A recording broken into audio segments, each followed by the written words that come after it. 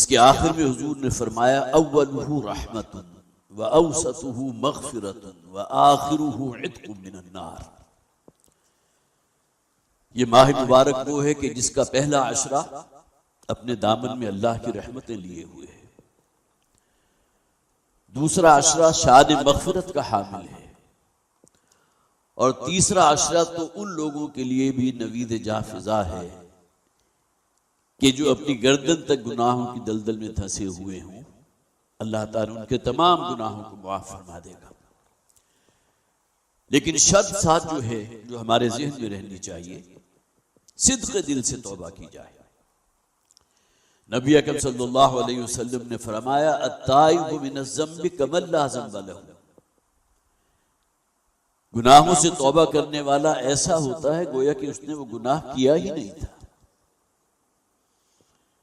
इसी तरह हुजूर की एक और हदीस है जिसका मफहूम ये है कि अगर किसी शख्स के दामन में, दामन आमाल में कोहे उहुद जितने गुनाह भी हो तो भी अल्लाह ताला की शान गफ्फारी, सिद्क़ दिल से तौबा करे, अल्लाह ताला तमाम गुनाहों को माफ फरमाएगा। पिछली गुफ्तगू का असल हासिल ये था कि माह रमजान और कुरान हकीम के दरमियान जो बाहमी ताल्लुक है, सूरह बकरा की वो तवील आयत है, उसका पहला हिस्सा भी मैंने आपको सुनाया है। शहरु रमज़ान अल्लज़ी उन्ज़िल फ़ीहिल कुरआन। रमजान का महीना वो है जिसमें कुरान नाजिल किया गया। और तफसीलन मैंने अर्ज किया था कि दिन का रोजा उन तमाम आदाब को और उन तमाम कंडीशंस को मलहूज़ खातिर रखते हुए जो रोजे के तकाजे हैं, तकवा मौजूद हो, गुनाहों और मासियत से निकलने का जज्बा मौजूद हो, और उसके साथ रात के औकात में फिर कुरान हकीम के साथ एक ताल्लुक मजबूत किया जाए, ताकि हमारी रूह जो कहीं सिसक रही है, बहुत कमजोर पड़ चुकी है, बहुत ज़ईफ हो चुकी है, उसे मौका मिल सके और वो अपने खालिक और मालिक, अपने रब की तरफ मुतवज्जे हो सके। जिसे आप कहते हैं कि अनवार व तजल्लियात कुरान हैं कि जिनकी शॉवरिंग हो इंसान के कल्ब पर। यही वजह है कि रमजान का ये दो आतशा प्रोग्राम, दिन का रोजा जिसका असल हासिल तकवा, और रात के औकात में कुरान हकीम के साथ अपने ताल्लुक को मजबूत से मजबूत तर करना। कोई शख्स भी इसका दावा नहीं कर सकता कि मैंने कुरान हकीम के हवाले से जो जिम्मेदारियां मुझ पर आयद होती थी उनको कमा हक अदा कर दिया। मुमकिन नहीं है। और आज जो हदीस इंशाअल्लाह हम पढ़ेंगे, और मेरा ये मामूल रहा है हमेशा से कम साल में एक मरतबा ये याद दहानी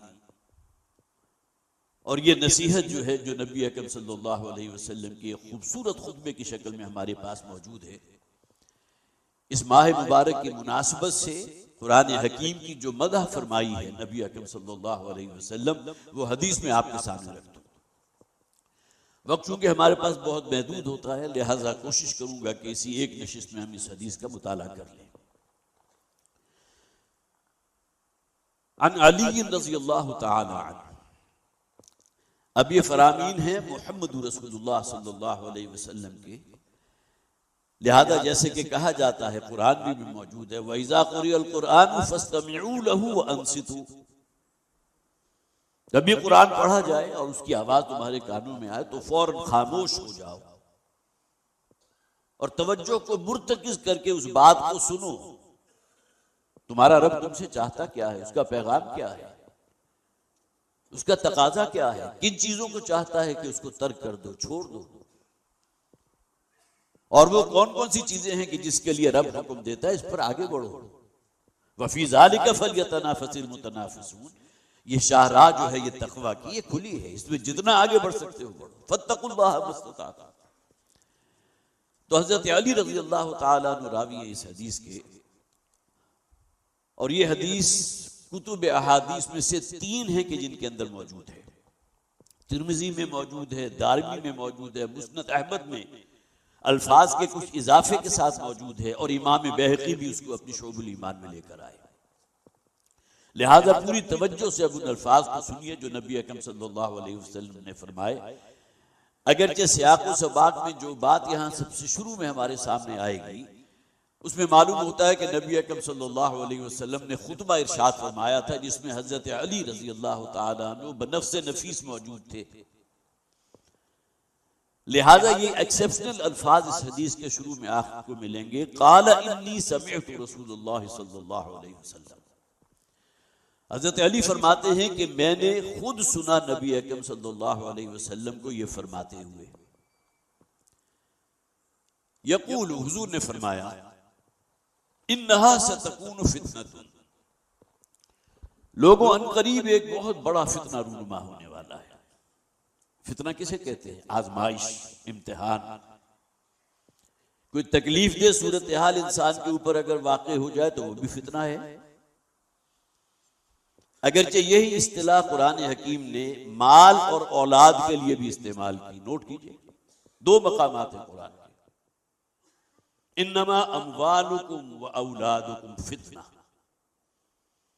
लोगों, तुम्हारे अमवाल और तुम्हारी औलाद तुम्हारे लिए फितना है, इसी से तुम परखे जाओगे। यही कसौटी है जिसकी बुनियाद पर मालूम होगा किसी शख्स के बारे में क्या या ये शख्स तालिब दुनिया है या तालिब उक़वा है, सिर्फ दुनिया ही उसके पेशे नजर है या कोई आखिरत का, जवाबदेही का, मुहासबा खुरबी का एहसास भी उसे दामनगीर है। ये दो चीजें, अमवाल और औलाद। तो हुजूर ने फरमाया, इन्नहा सतकूनु फितनतुन, लोगों एक बहुत बड़ा फितना अनकरीब आने वाला है। कुल तो मल मखरज मिन्हा या रसूल अल्लाह। हजरत अली फरमाते हैं जो उस महफिल में मौजूद थे कि मैंने हुजूर से, अभी गोया कि हुजूर की गुफ्तगू शुरू ही थी। अब यहां भी ये बात खास तौर पर नोट कीजिए, नबी अकरम सल्लल्लाहु अलैहि वसल्लम की इज्जत, तकरीम, अदब, एहतराम, इसमें जो आप कहें वो कम है। लेकिन ये कि कोई सवाल फितरी तौर पर अगर कहीं ज़हन में आ गया, और सवाल करने वाले कौन हैं? हजरत अली रजी अल्लाह तआला अन्हु। तो हजरत अली ने फरमाया उसी मौके पर, कुल तो मल मखरज मिन्हा या रसूल अल्लाह। जब हुजूर ने कहा कि एक बड़ा फितना आने वाला है, कोई बड़ा इम्तिहान आएगा, बड़ी आजमाइश आएगी, तो हजरत अली फरमाते हैं मैंने अर्ज किया हुजूर की खिदमत में, अल्लाह के नबी सल्लल्लाहु अलैहि वसल्लम इरशाद फरमाइए कि उस फितने से बच निकलने का रास्ता कौन सा है। कोई शख्स अगर अपने आप को उस फितने से महफूज रखना चाहता हो तो वो क्या करे? आपने ये फरमाया और 100% दुरुस्त फरमाया, वह हुवा सादिक वल मस्दूक। एक फितना आने वाला है, वो तो आएगा, उसमें कोई शक नहीं है। अब यहां जरा रुक कर सोचिए कि अगर हम में से कोई शख्स होता तो फौरन सवाल करता वो कब आएगा, अलामात क्या होंगी, उसका दौरानिया कितना होगा, उसमें कितने लोग हलाक हो जाएंगे। ये तमाम चीजें वो हैं जिसका ताल्लुक सिर्फ इल्म से है, मालूमात, अमल से कोई ताल्लुक नहीं। जो अमली सवाल पैदा हो सकता था वो हजरत अली रजी अल्लाह तआला ने किया। आपने फरमाया फितना आएगा, सिद्ध दुरुस्त आएगा, लेकिन मेरा सवाल यह है कि उससे बच निकलने की सबील क्या? कुल तो मल मखरज मिन्हा या रसूल। मखरज कहते हैं एग्जिट को। जो हजरात भी अरब कंट्रीज में गए हैं उन्हें मालूम है, जो फ्रीवेज होती हैं, हाईवेज, तो वहां एग्जिट लिखा होता है और उसके साथ बड़ा बड़ा अरबी जुबान, चूंकि अरब मुल्क है लिहाजा मखरज भी लिखा होता है। वो कि वो शाहराह से अगर आप निकल कर अपनी मंजिल की तरफ जाना चाहते हैं तो वो एग्जिट को आप लेंगे, वो मखरज है। तो इस पर नबी अकरम सल्लल्लाहु अलैहि वसल्लम ने अब आगे जो अल्फाज हैं वो खास तौर पर नोट कीजिए कि कदरे गौहर शाह दानद या बेनादर गौहरी, किसी हीरे की, किसी कीमती पत्थर की असल वैल्यू जो है उसकी असेसमेंट या तो कोई जौहरी करता है या ये कि कोई बादशाह होगा कि जिसका हीरों में और कीमती पत्थरों में उठना बैठना हो, उसी की आराइश का वो बंदोबस्त करता हो। कोई कीमती से कीमती, कोई नूर हीरा, उसकी क्या वैल्यू होगी अंदाजा लगाइए। लेकिन किसी आम इंसान के नजदीक तो शीशे का एक टुकड़ा है, इससे ज्यादा तो नहीं। तो कुरान हकीम की अजमत है क्या? या तो अल्लाह के इल्म में है या मुहम्मद रसूलुल्लाह सल्लल्लाहु अलैहि वसल्लम जिन पर ये कुरान नाजिल हुआ, कदरे गौहर शाह दानद या बिदानत गौहरी। अब नबी अकरम सल्लल्लाहु अलैहि वसल्लम जिन पर ये कुरान हकीम नाजिल हुआ था, अब वो मदह फरमा रहे हैं, कुरान की अजमत बयान कर रहे हैं अपनी जुबान से। कुरान में तो बेशुमार आयात आपको मिल जाएंगी ना। लौ अंज़लना हाज़ल कुरान अला जबलिन लरअयतहु खाशिअन मुतसद्दिअन मिन खशियतिल्लाह। अगर अल्लाह ताला इस कुरान को किसी पहाड़ पर नाजिल कर देता तो तुम देखते वो अल्लाह के खौफ और खशियत की वजह से फट जाता। कुरान ने तो बयान कर दिया। ये गोया कि अजमत कुरान है, कुरान की अपनी जुबानी। लेकिन अब जो अल्फाज आप सुनेंगे वो है मदह कुरान बजुबान मुहम्मद रसूलुल्लाह सल्लल्लाहु अलैहि वसल्लम। क़ाल किताबुल्लाह। हजरत अली रजी अल्लाह तआला अन्हु के इस सवाल पर हुजूर ने फरमाया, अगर उस फितने से बचना चाहते हो जिसकी खबर मैंने तुम्हें दी, तो उसका सिर्फ एक ही जरिया है और वो है अल्लाह की किताब। क़ाल किताबुल्लाह। अपने आप को महफूज रखना चाहते हो उस फितने से, अल्लाह की किताब से चिमट जाओ, इस पर अमल पैरा हो जाओ, अल्लाह महफूज रखेगा तुम्हें। क़ाल किताबुल्लाह फीही नबअ मा क़ब्लकुम। इस किताब को पढ़ो, इसमें तुमसे पहली अक़वाम के किस्से मौजूद हैं, जिसके बारे में मुशरिकीन अरब ने कहा था बहुत ही इस्तेज़ाई अंदाज में, कुरान क्या है, ये तो कोई कहानियां और किस्से हैं और क्या है। हजरत सालेह अलैहिस्सलाम का किस्सा है, हजरत हूद अलैहिस्सलाम का किस्सा है, हजरत यूसुफ का पूरी सूरत मौजूद कुरान हकीम में। सूरह यूनुस मौजूद है, सूरह हूद मौजूद है, अंबिया और रसूल के नाम उनके नामों पर पूरी पूरी सूरतें मौजूद है। लेकिन वो क्या कहते थे कि कुरान तो किस्सा गोई है, कुरान पढ़ो, उसमें तुमसे पहले लोगों के हालात हैं। क्यों कुरान ने बयान किए? बतौर निशान इबरत कि वो कौमें थी जिनकी तरफ अल्लाह ताला ने अपने उलुल अज़्म मिनर रसूल में से वो रसूल हैं जो भेजे। हजरत नूह अलैहिस्सलाम, हजरत इब्राहीम अलैहिस्सलाम, हजरत सालेह अलैहिस्सलाम, हजरत मूसा अलैहिस्सलाम, कैसे कैसे अंबिया। लेकिन कौम का रद्द अमल क्या था? अजीम अक्सरियत उस कौम की वो थी जिन्होंने रसूल की दावत को रद्द कर दिया। नतीजा क्या निकला? फिर अल्लाह ताला ने अपने अजाब का कोड़ा बरसाया उन पर। तो गोया के कुरान हकीम में जो तुमसे पहले अक़वाम के किस्से या उनका जिक्र मौजूद है, वो निशान इबरत के तौर पर है कि होशियार हो जाओ। अगर तुम्हारा तर्ज अमल भी वही रहा और तुमने रसूल और कुरान की बात पर काम नहीं धरा, उसे कबूल नहीं किया, तो अंदेशा है कि तुम्हारे ऊपर उसी तरह अल्लाह के अजाब का कोड़ा बरसेगा जैसा कि पिछली कौमों पर बरसा था। फीही नबअ मा क़ब्लकुम व ख़बरु मा बअदकुम। सिर्फ यही नहीं है बल्कि तुम्हारे बाद में आने वाले अहवाल व वाक़ियात भी कुरान में मौजूद हैं। जो हजरात भी दौरे तर्जुमा कुरान में शरीक हैं, आजकल जो माह रमज़ान मुबारक की रातों में अल्लाह ताला ने ये सआदत वालिद मोहतरम को अता फरमाई थी, आज से 40 बरस कबल उसका आगाज किया था और तसलसल के साथ ये काम हो रहा है। और कमो बेश 150 मकामात हैं कुरान हकीम में जहां रमजान की रातें इसी कैफियत से गुजरती हैं। कोई कुरान हकीम को पढ़ना है, उसको समझना है, उस पर गौर व फिक्र करना है, उसके तफसीरी निकात हैं, इस जज्बे के साथ ही हमें अमल करना है। कितने ही मकामात कुरान हकीम के मुताले के दौरान हमारे सामने आते रहे, मालूम होता है ये हमारा जिक्र हो रहा है। आयात पढ़िए, उसका तर्जुमा पढ़िए तो मालूम होता है ये तस्वीर तो मेरी अपनी है, हमारी कौम की तफसीर है। कई मकामात कुरान हकीम के वक्त नहीं है कि हम उनका हवाला दे सकते। तो कुरान ने गोया के इस बात को भी गारंटी कर दिया कि तुम्हारे बाद आने वाले जो हालात वाकयात हैं, इस अल्लाह ने अपनी किताब में उनको भी मुंदरज कर दिया, वो भी मौजूद है। व हुक्म मा बैनकुम, और कुरान हकीम में जो शय नाजिल हुई वो फैसला कुन है। तुम्हारे दरमियान जो भी मुकद्दमात हैं, जो भी नज़ाआत हैं, जो भी मसाइल हैं, सब का हल आपको कुरान में मिलेगा। और एक हदीस की रूह से कुरान हकीम में अगर कोई शय आपको नजर ना आ रही हो तो उसमें रसूल है सल्लल्लाहु अलैहि वसल्लम। उसके बाद इज्तिहाद का एक दायरा भी मौजूद है, लेकिन ऊपर छतरी कौन सी रहेगी? किताबुल्लाह और सुन्नत रसूल सल्लल्लाहु अलैहि वसल्लम।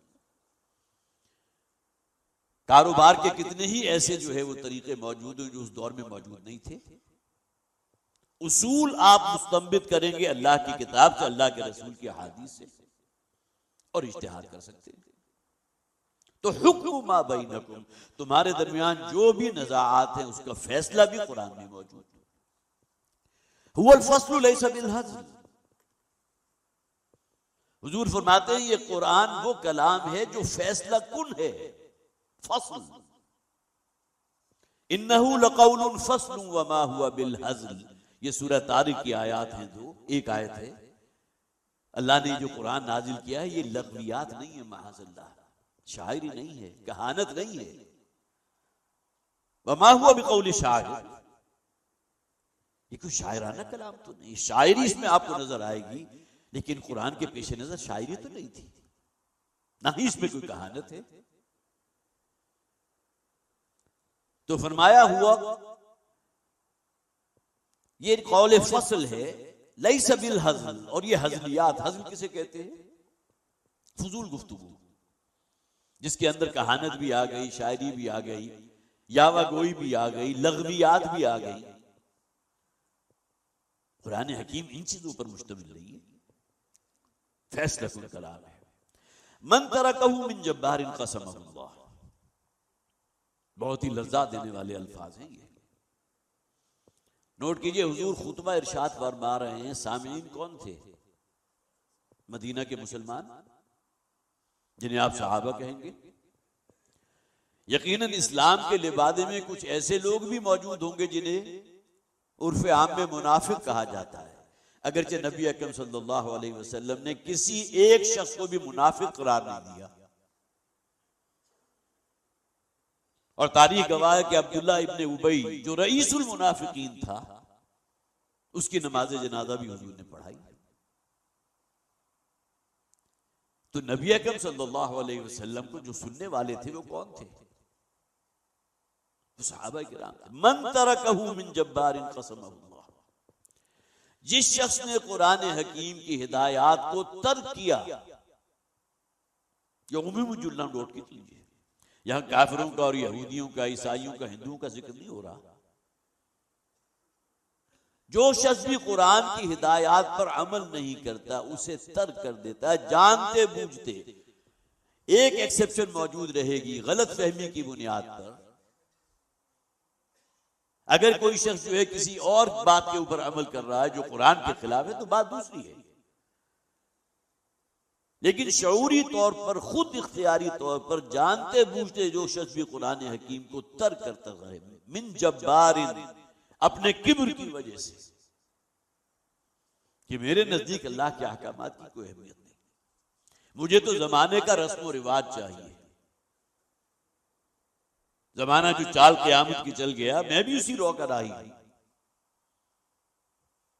मुझे क्या सरोकार कुरान की हिदायत से। और वाकया यह है कि मुसलमानों की बड़ी अक्सरियत इसी के अंदर मुब्तला है।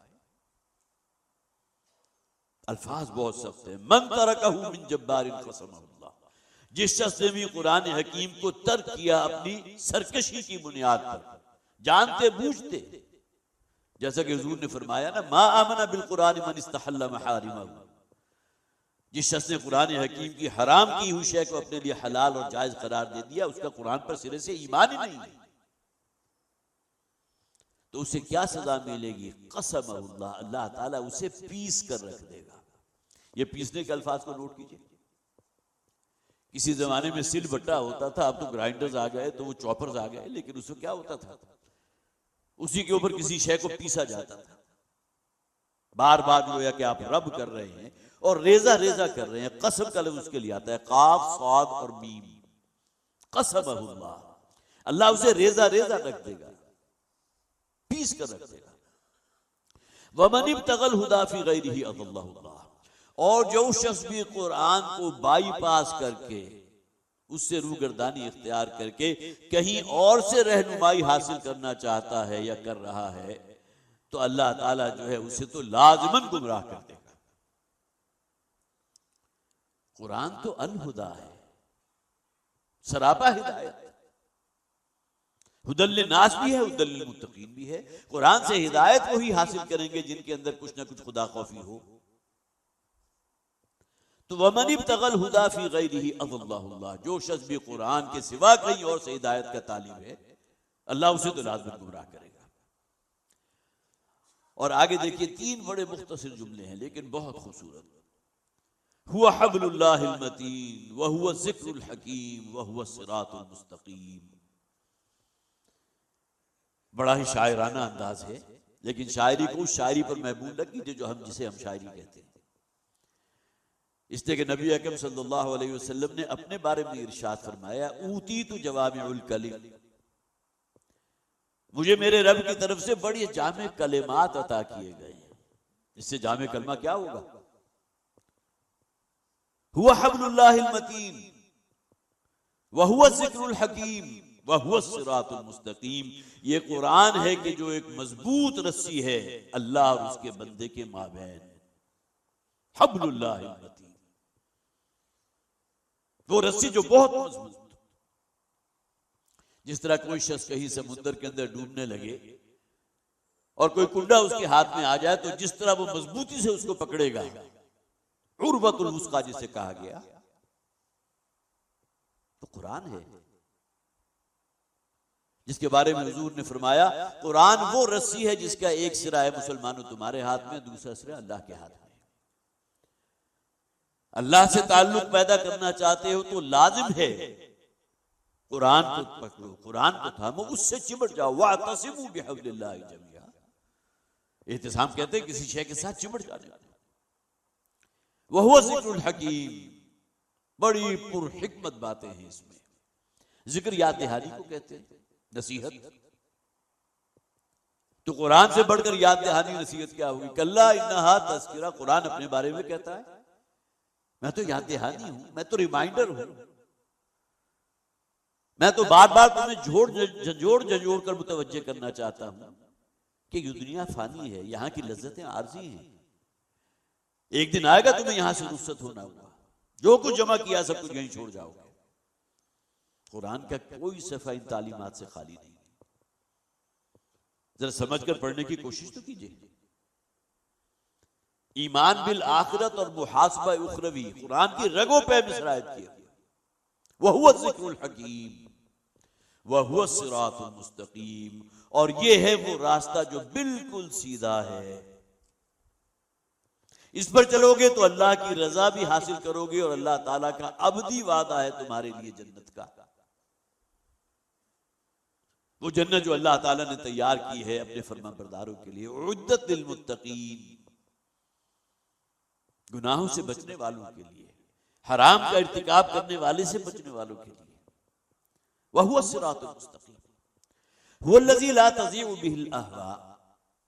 देखिए कुरान हकीम का एक और वस्फ आ गया। अगर कुरान इंसान के अंदर सरायत कर जाए, उसके दिल में गहरा उतर जाए,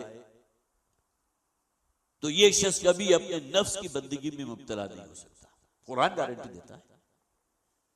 नबी अकरम सल्लल्लाहु अलैहि वसल्लम का ये कौल गारंटी कर रहा है इस बात की। ये वो कलाम है, ये वो किताब है, ये वो हिदायत है। ला तज़ीउ बिहिल अहवा, के इंसान के जो हैवानी तकाजे हैं, जो नफसानी तकाजे हैं, अल्लाह ताला उसे महफूज रखेगा, उनसे गारंटी। बशर्ते के कुरान को अपने अंदर हैमर करो, उतारो, उस पर अमल पैरा हो। कुरान पढ़ो और सुनो तो मालूम हो कि वाकईतन मेरे ईमान की कैफियत में इजाफा हुआ है, ईमान का तजलिया हुआ है। वला तल्तबिसु बिहिल अलसिना, पहले जो किताबें नाज़िल हुई थी उसके बारे में पढ़ने वाले बाज़ औक़ात ज़ुबान को ऐसे लोच देकर पढ़ते थे कि अल्फाज में जमीन आसमान का फर्क वाक़ई हो जाता था। कुरान के अंदर ये कमाल मौजूद है कि जुबानों का लोट या जुबान को किसी तरह मरोड़ कर पढ़ने से इसकी जो अहकामात हैं, इसकी जो हिकमत में, इसमें कोई वाक़ई नहीं होता। कुरान में कई मकामात पर है कहा गया ये ना करो बल्कि यूं कहा करो, ला तक़ूलू राइना वक़ूलू ज़ुरना। मुनाफिकीन का तर्ज अमल था, हुजूर को अपनी तरफ मुतवज्जे करना चाहते थे अगर किसी महफिल में तो कहते थे राइना। अब राइना के मानी है हुजूर जरा मेरी तरफ तवज्जो फरमाइए, इल्तिफात फरमाइए, मैं आपसे कुछ पूछना चाहता हूँ। जरा थोड़ा सा राइना को थोड़ा सा जुबान के अंदर लोच देकर राइना कर दिया और अपना खुद से बातिन जो है वो जुबान के जरिए निकाल लिया। राई के मानी होते हैं चरवाहा, तो गोया के हुजूर को मुखातब कर रहे हैं, ए मेरी चरवाहे माअज़ल्लाह। तो ला तल्तमिस बिहिल अलसिना वला यशबअ मिनहुल उलमा, और क़यामत तक आने वाले उलमा जो हैं कभी इससे सेरी महसूस नहीं करेंगे। कितनी तफासीर लिखी गई है कुरान में। हो गौतज़न बद्र मुसलमान, गौतज़नी तो कीजिए कुरान में। हाँ, वो उर्वतुल वुस्का आपके साथ में रहना चाहिए, जो बुनियादी चीजें हैं। वरना आपको मालूम है कुरान ही के नाम पर कितनी ऐसी गुमराह कुन तहरीकें उठी हैं, कुरान की बुनियाद पर उठी। इसलिए कि इस बात को कुरान ने भी वाज़ेह कर दिया गया, फीही आयातुन मुहकमातुन हुन्ना उम्मुल किताब व उखरा मुतशाबिहातुन। इस कुरान हकीम में वो आयात हैं कि जो असल बुनियाद है दीन की, मुहकम है। और ऐसे मकामात भी हैं जहां इश्तिबाह मौजूद है।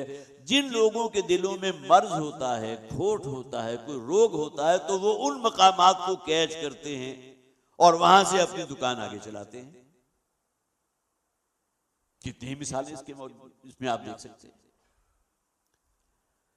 वला यखलुकु अन कसरतिर रद्द, और ये कुरान वो किताब है कि बार बार के पढ़ने से भी पढ़ने वाले पर कभी कोई बोसीदगी तारी नहीं होती। बहुत बड़ा मौजूद।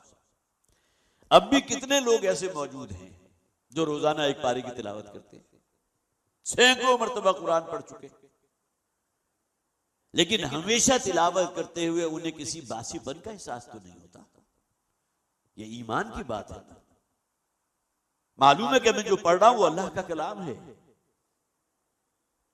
फिर अल्लाह के रसूल का वादा है कि इसको पढ़ने से सवाब मिलता है, एक एक हर्फ के एवज 10-10 नेकियां मिलती हैं। लेकिन हमारी एक आंख वो बंद हो जाती है जिसमें कुरान पर